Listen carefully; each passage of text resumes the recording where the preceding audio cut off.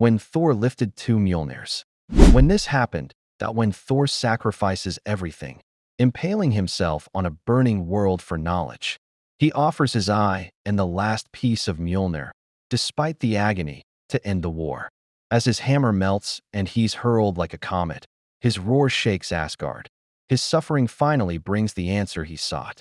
And in the next scene, we see, in the distant future, kids in Asgard read the forgotten tale of how Thor lost his eye and prepared for his final battle. Suddenly, time-traveling heroes arrive seeking help. All-Father Thor appears, ready for war. In the ruins of Asgard, the war still rages. Thor knows he must act or Midgard, and his parents, will be lost. To win, they need more Thors. We see different versions of Thor, older, battle-worn, and determined. They joke, argue, but stand united. Even without all their powers or hammers, they're ready to fight together till the end. In the ruins of Asgard, Jane Foster arrives with the shattered War Thor's hammer, ready to join the fight. Despite the weapon's pain, she stands strong. Thor, inspired, vows to unleash the full fury of the storm. Together, they prepare for a final battle that will shake the cosmos. The Thors, fueled by pure rage, charge into battle together. Jane Foster, young Thor, All-Father Thor, all united by thunder and fury. They tear through space toward the final fight. Meanwhile, in New York City, heroes and soldiers hold the line against giants and monsters.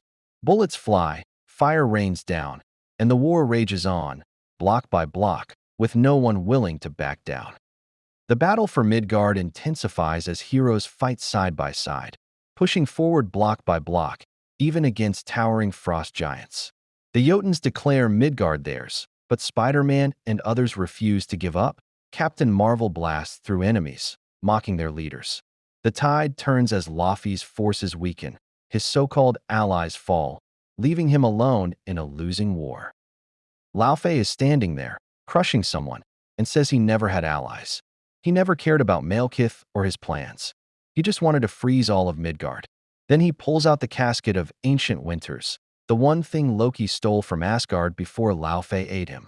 Laufey is about to use the casket of ancient winters, and Lady Sif warns him it'll kill everyone. But Laufey says he doesn't care, he'll kill them all himself. He unleashes a freezing storm so powerful that even the strongest feel it. But then Daredevil, wielding a godly weapon, steps up and challenges him, saying not everyone freezes so easily. Here at Stonehenge, Malekith and his dark army sense Thor is coming.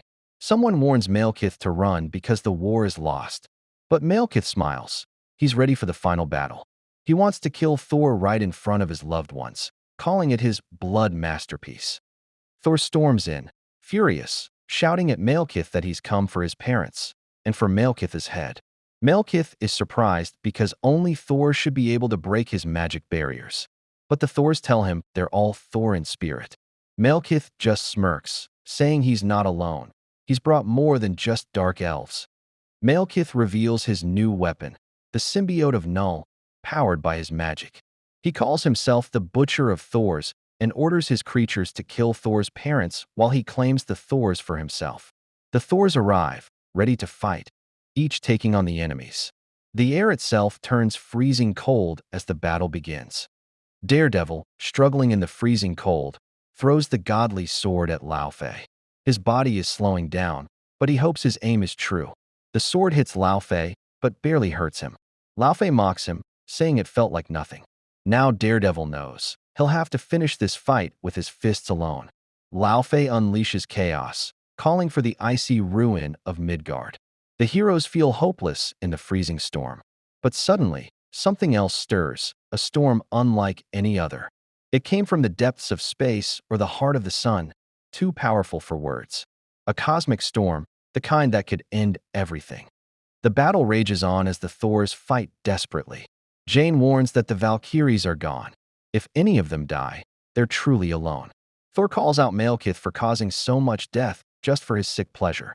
He vows to end it swiftly. But Malekith, holding a hammer, smirks. Something has sparked a dangerous idea in his mind.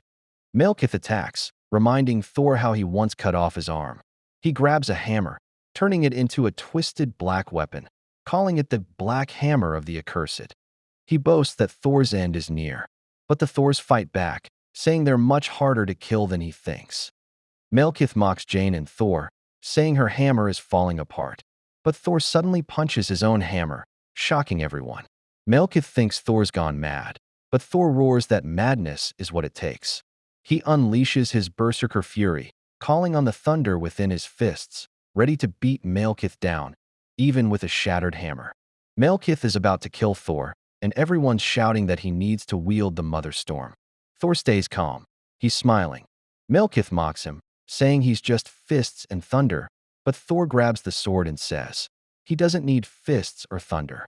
To end Malekith, just a good, hard rain is enough. As fire and ice collide, Thor reveals he didn't summon the storm just to make it rain, but to burn Malekith from within. Thor reforges Mjolnir in the heart of a star, looks at it, and says, "Hello, old friend." Thor lifts the hammer again and says, it's not the hammer or thunder that makes him strong, but knowing who he truly is, the god of the unworthy.